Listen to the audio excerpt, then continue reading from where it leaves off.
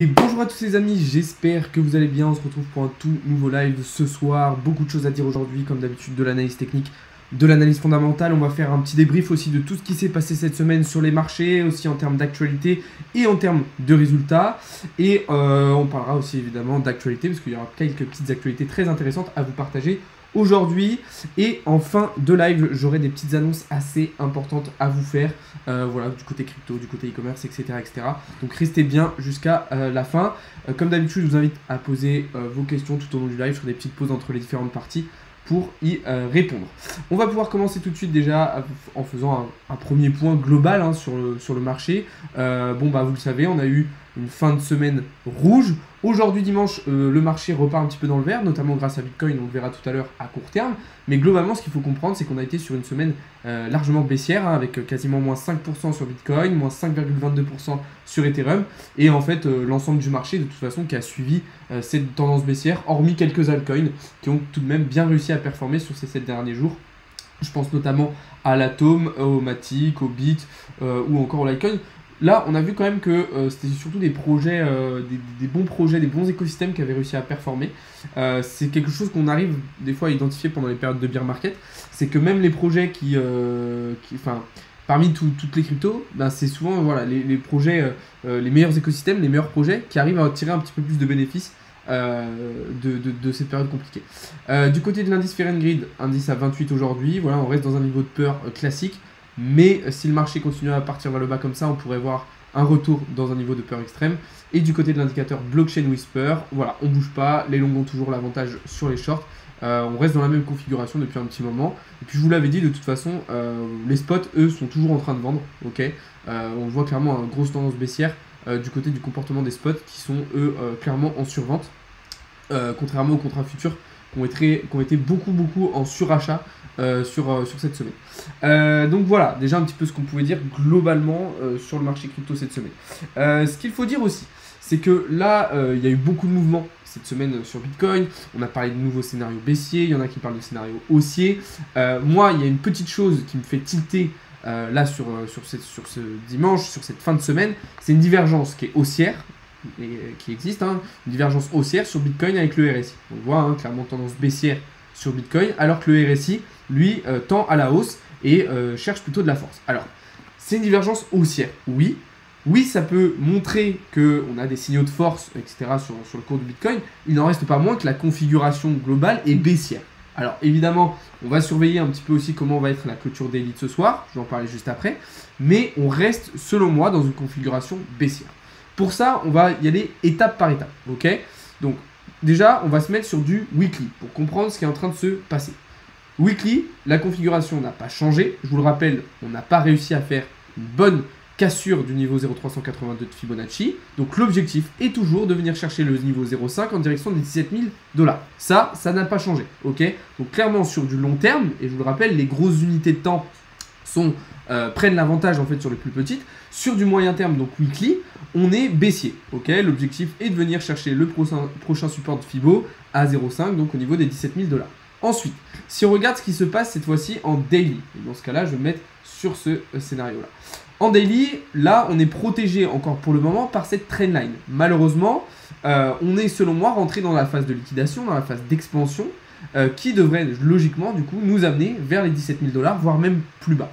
Donc selon moi, sur du daily, on est aussi dans une configuration baissière, même si on est pour le moment encore protégé par cette trendline ici. C'est pour ça que je vous disais que la clôture daily de ce soir va être importante. Et de toute façon, les prochaines vont l'être.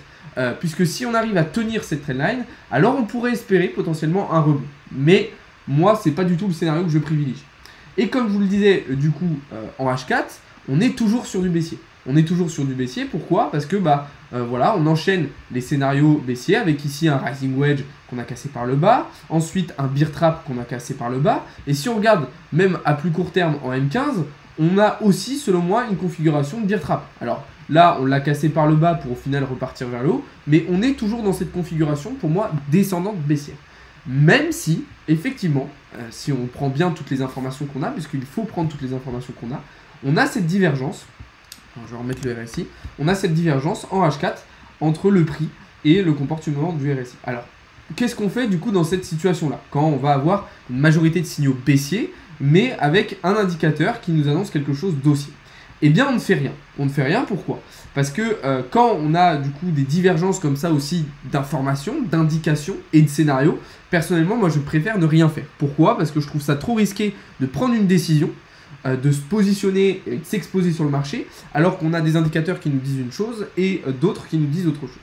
Donc voilà un petit peu ce qu'on peut dire.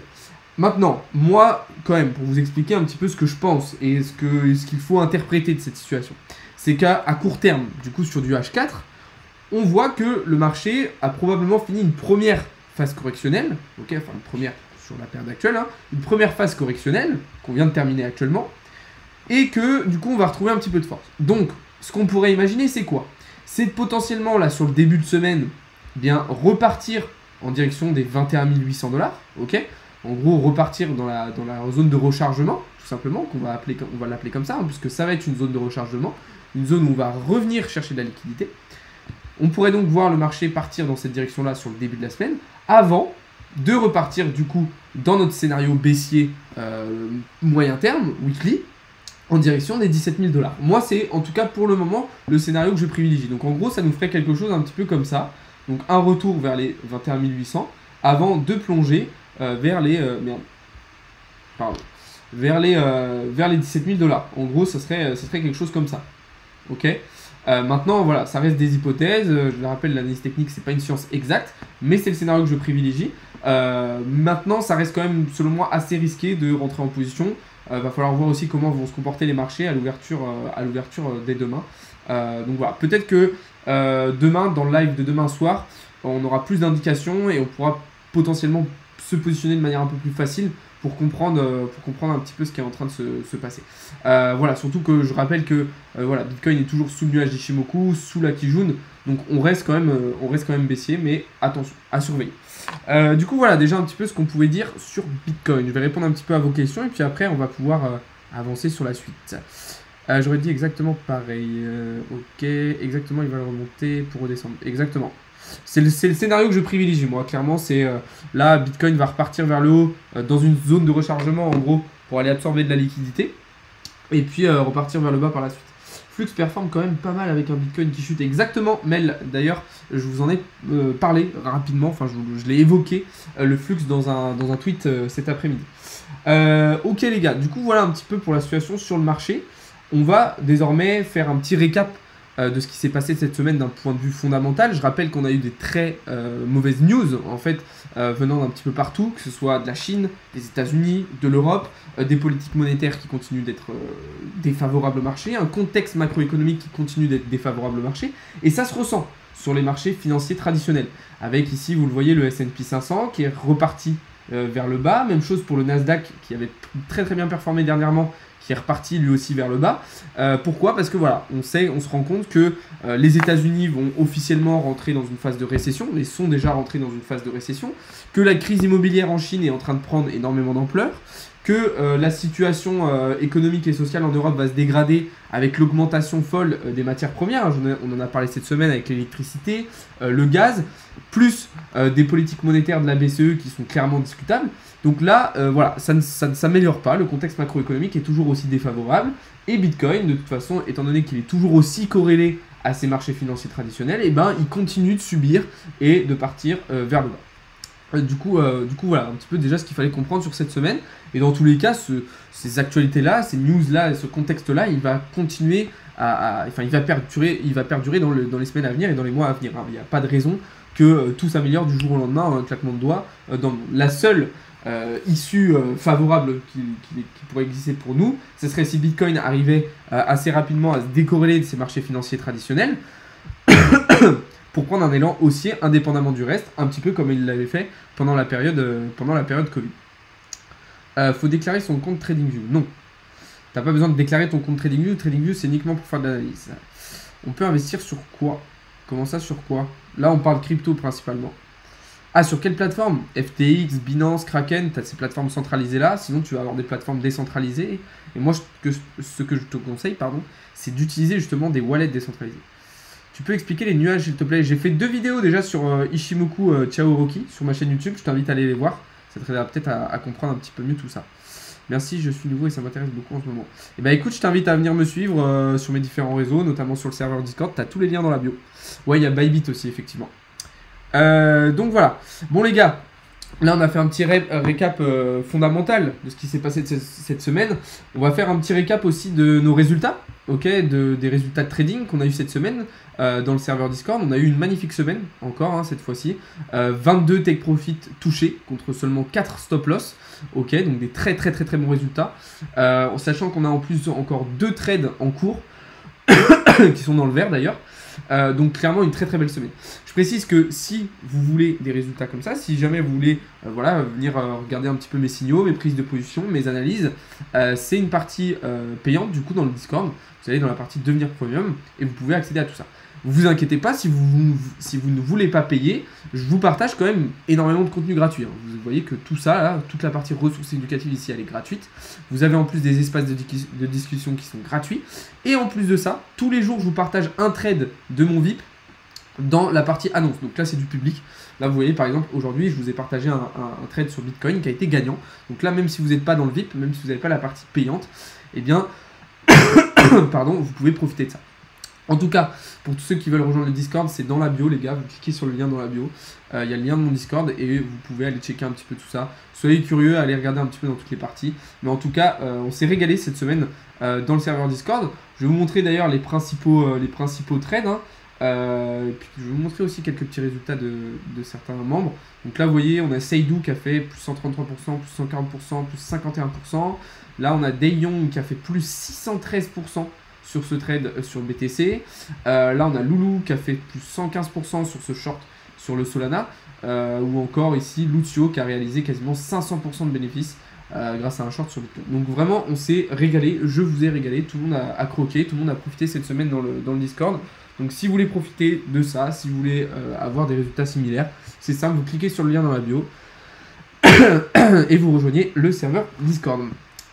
Du coup voilà, donc comme je vous disais, je vais vous montrer un petit peu ces différents trades, ces différentes positions qu'on a pu prendre au cours de la semaine qui nous ont permis de réaliser ces bénéfices là.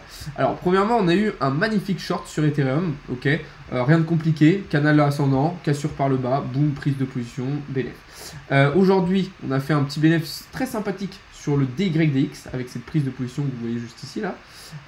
Hop, elle est à peu près comme ça, je l'avais bougé tout à l'heure. Enfin bref, cassure par le bas de ce triangle descendant, boum, on est venu chercher le target qu'on s'était fixé. Là, c'était très important de clôturer son TP1, de remonter son stop loss au prix d'entrée, puisque vous voyez qu'on est reparti vers le haut. On a eu aussi une très belle prise de position en H1 sur le NS, même chose, canal ascendant, cassure par le bas, boum, tous les TP touchés. Le TRB, alors sur le TRB, on est toujours en cours. Là, c'est un trade en swing, de toute façon, donc sur plusieurs jours. Figure en XABDC, ABCD, pardon, short, voilà. Donc vous voyez qu'on est légèrement dans le vert. Ça n'a pas tellement bougé pour le moment, mais ça reste intéressant. Ensuite, on avait aussi, alors on a eu plusieurs belles positions sur AVAX, vous voyez. Ces derniers temps, on a pris pas mal de trades sur AVAX. Là, le dernier qu'on a eu cette semaine, du coup, c'était celui-ci. Ok, donc un magnifique short qui nous a permis de venir chercher toutes les targets qu'on s'était fixés. XTZ, même chose, cassure par le bas du canal ascendant. Vous voyez qu'on a retrouvé pas mal de figures en fait en bear trap avec des canals ascendants qui sont venus casser par le bas en fait et qui nous ont permis de réaliser des très beaux bénéfices. Sur le VET, voilà, même chose, je ne vais pas me répéter. AAVE, alors là, AAVE, on a eu un trade perdant, évidemment, je te vous ai dit, il y a eu 4 stop loss cette semaine, donc il n'y a pas eu que des trades gagnants non plus. Donc là, vous voyez, on s'était fait sortir sur ce trade-là sur AVE. Et puis sur celui-ci, par contre, là, plus récemment, on est venu chercher les TP qu'on s'était fixés. Du coup, voilà, un petit peu. Il y a eu des trades aussi sur le BNB. Il y a eu beaucoup de trades cette semaine. Donc, comme je vous disais, 22 take profit qui ont été touchés. Seulement 4 stop loss. Donc, c'est des très bons résultats. C'est des résultats similaires à ce qu'on a les précédentes semaines. Depuis maintenant l'ouverture du Discord, on est sur ces résultats-là. Environ 5 fois plus de TP touchés que de stop loss. Donc déjà, ça veut dire qu'on a un très bon win rate. Okay, et en plus de ça, vous le savez, on a un très bon risque management puisque j'essaie de toujours vous envoyer des trades avec minimum 2,5 de RR, donc de ratio risque-récompense. Ça veut dire qu'on combine à la fois des bons résultats, donc un bon win rate, combiné à un bon risk management, ça permet d'avoir des très bons résultats. Là, je pourrais vous montrer, tout à l'heure, il y a eu un des élèves qui a mis un petit peu ses résultats de la semaine. Je crois qu'il a, rien que sur la journée d'aujourd'hui, il a remporté 650 €. de trading. Alors, il faudrait que je vous retrouve dans quelle partie il avait partagé ça. Là, vous voyez, donc là, 40 € pour cette personne-là, avec 200 de dépôt. Donc 200 de dépôt, c'est vraiment pas beaucoup, hein. 200 de dépôt, c'est vraiment minimum. 40 € quand même en une semaine. Voilà, vous imaginez, voilà, s'il arrive à maintenir ce résultat-là sur un mois, et bah, ça fait quasiment 200 € de bénéfice, donc c'est très intéressant. Est-ce que je vais retrouver... Donc là, vous voyez, TP touché, plus 650. Donc là, vous voyez, c'est ses résultats sur sa semaine. 1200 de bénéfices sur la semaine grâce au trade, grâce au Discord. Donc c'est des très très bons résultats. C'est des très très bons résultats. Maintenant voilà, attention, je dis pas que c'est facile. Ok, je dis pas que c'est facile. Je dis pas qu'il suffit de claquer les doigts et de copier bêtement ce que j'envoie. Non, il faut comprendre pourquoi je vous envoie ça, pourquoi vous copiez ça. C'est très très important.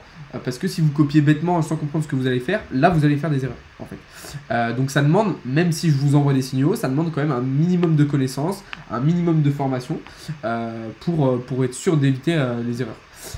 Pour rejoindre le VIP, c'est tout simple, Simon, tu cliques sur le lien dans ma bio, tu rejoins le serveur Discord et après dans le serveur Discord, tu vas dans la partie devenir premium et là boum, tu peux rejoindre le VIP. Voilà, pour tous ceux qui veulent rejoindre, c'est comme ça que ça se passe.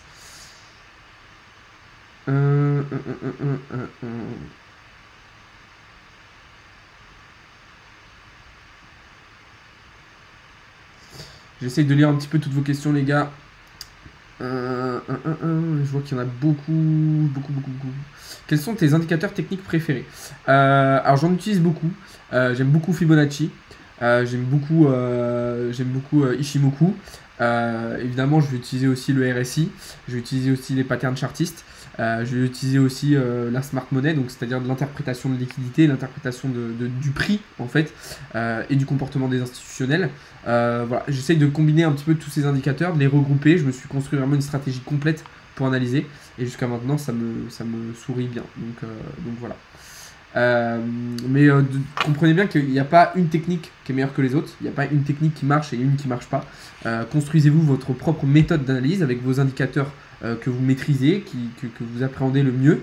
Voilà. Si quelqu'un vous dit bah non, t'es con, cet indicateur là c'est de la merde, il faut utiliser ça, il a tort. Ok. Il y a des gens qui sont rentables avec très très peu d'indicateurs, il y en a qui ont besoin de beaucoup plus d'indicateurs, il y a des gens qui sont rentables juste avec Kishimoku, il y en a qui sont rentables juste avec la smart money. Chacun a sa technique différente, il n'y en a pas une parfaite. Salut mon gars, je voulais te demander, je vais acheter un bitcoin, tu penses que c'est la bonne occasion?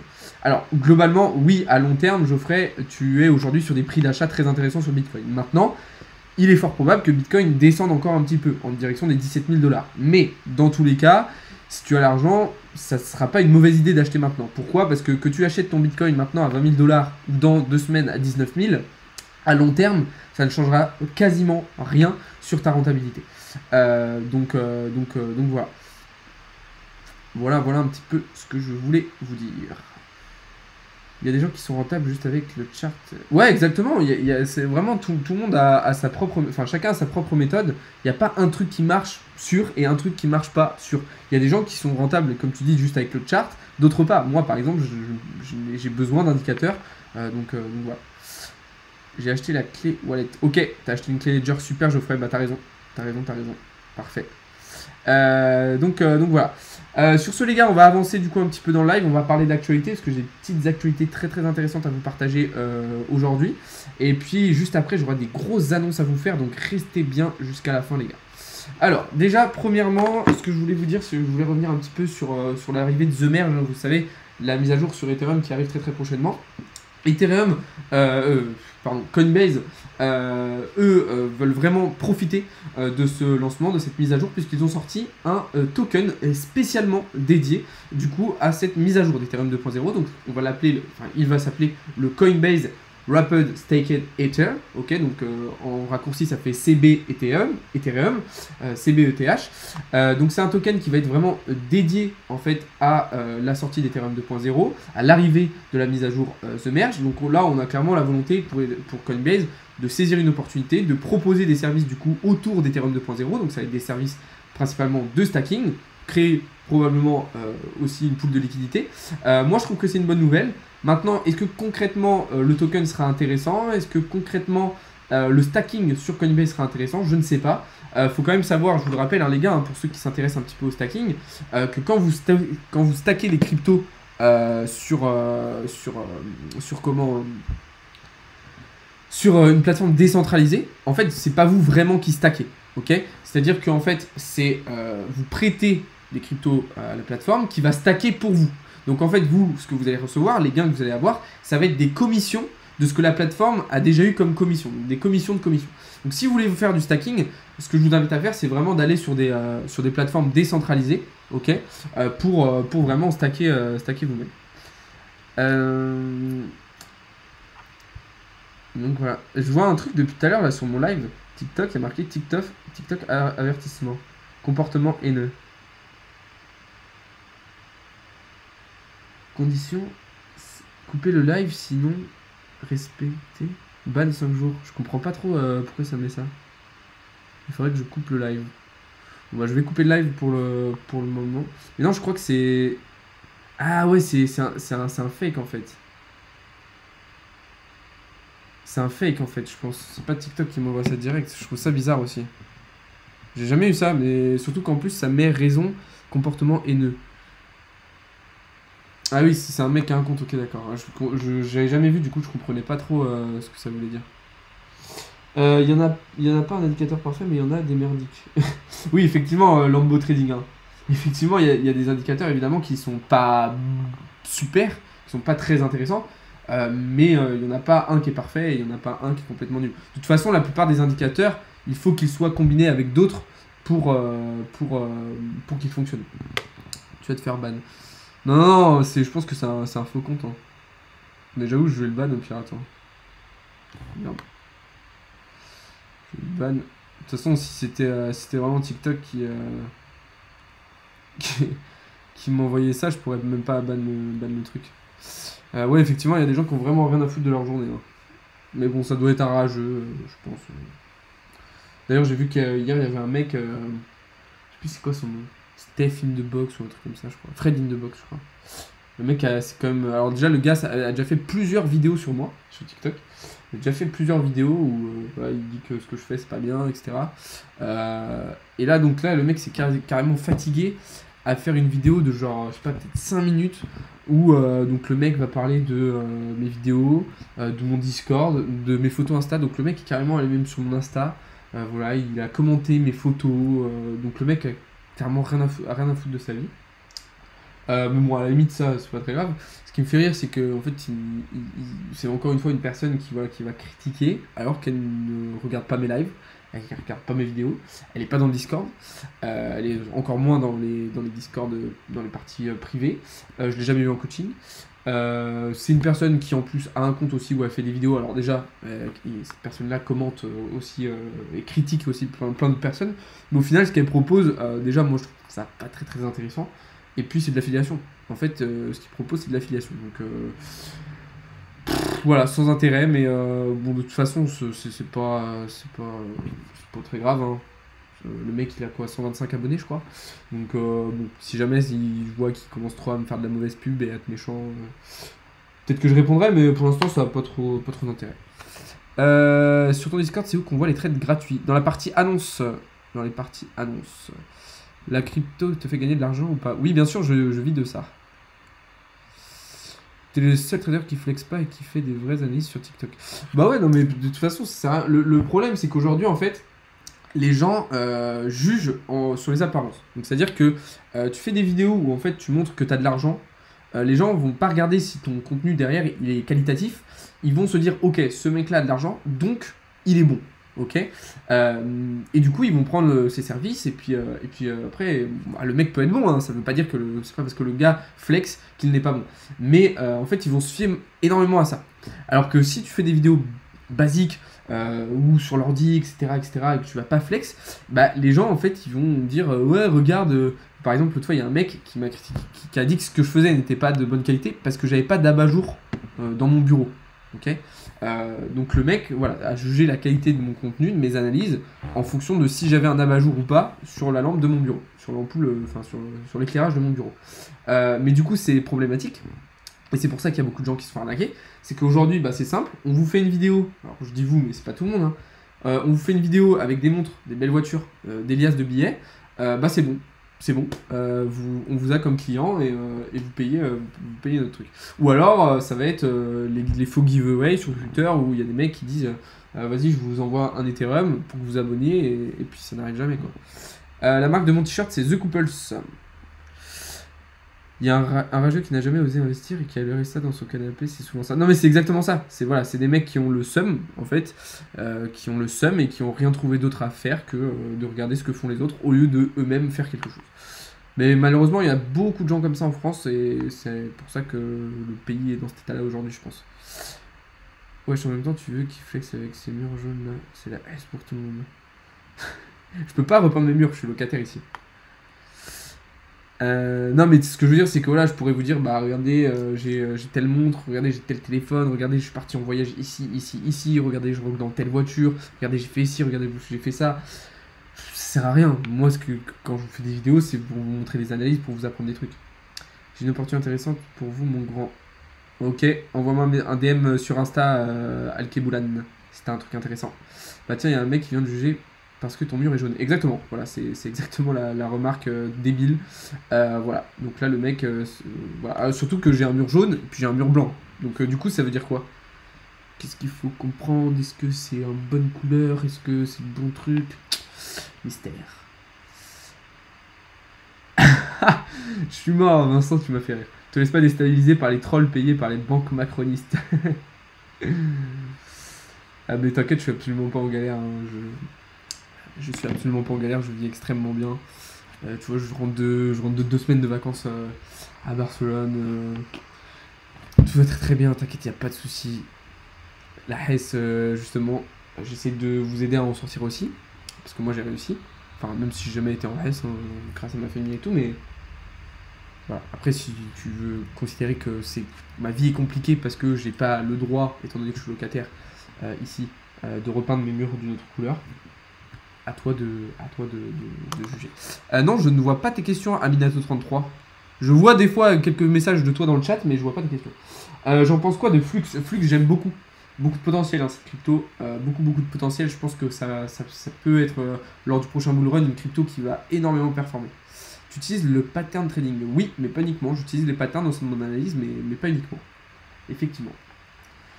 Du coup, voilà. En tout cas, les gars, je voulais vous partager 2 petites actualités aussi. C'était Uniswap, je voulais vous dire, Uniswap qui a terminé la création de sa fondation. Ok.